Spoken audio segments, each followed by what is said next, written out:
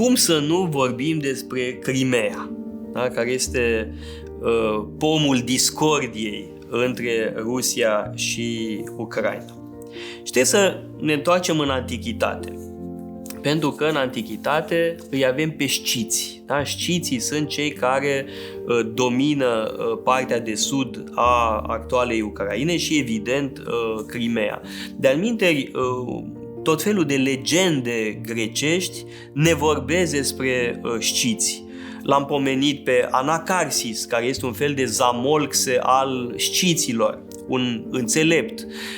Apoi avem faimoasa legendă legată de Ifigenia, care a fost sacrificată pentru ca grecii să poată ataca Troia, numai că, spune legenda, Ifigenia a fost teleportată în Crimea și apoi adusă înapoi de acolo de fratele său Oreste. Mai târziu avem, cum spuneam, o prezență grecească importantă în zonă, o prezență bizantină, o prezență a goților, de asemenea.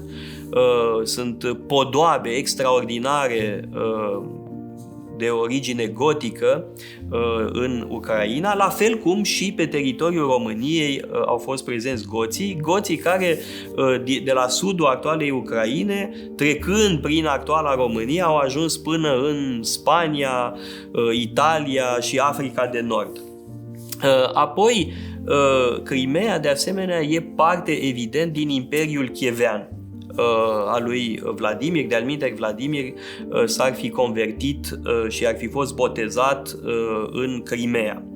De asemenea, există o prezență italienească importantă în Evul Mediu ceva mai târziu, în secolele 13-14, avem o prezență italiană și mai devreme deja venețiană, genoveză, care însă a fost eliminată de tătari, pentru că în secolul 13, în anii 1230, mongolii pur și simplu devastează Imperiul Chievean. Chievul este ocupat în 1240 și în Crimea se stabilește Hanatul Crimeei. Practic, Crimea este sub dominație tătărască până târziu, în secolul XVIII, pe vremea Ecaterinei cea Mare. Da? Deci avem o prezență de câteva sute de ani, din secolul XIII până în secolul XVIII. Da? Sunt 500 de ani de prezență tătărască. De-al minteri, majoritatea populației era tătărască până târziu. Sigur că rușii au rusificat Imperiul Țarist, a rusificat, ca și în alte zone, Crimea, a adus ruși în Crimea și în perioada celui de-al doilea război mondial, Stalin i-a deportat pe toți tătarii din Crimea sub pretextul că ar fi colaborat cu Germania nazistă. În 1944, pur și simplu, au fost urcați în vagoane și deportați cu toții. Acum, sigur că există o amprentă rusească foarte importantă asupra Crimeei. Orașe care au fost construite de ruși, există o majoritate rusească în Crimea, nu există o majoritate ucraineană din punct de vedere etnic în Crimea. Problema este însă alta, și anume, integritatea teritorială a Ucrainei este una dintre bazele ordinii internaționale de după căderea comunismului. Atingerea frontierelor Ucrainei va produce și produce deja efecte în lanț.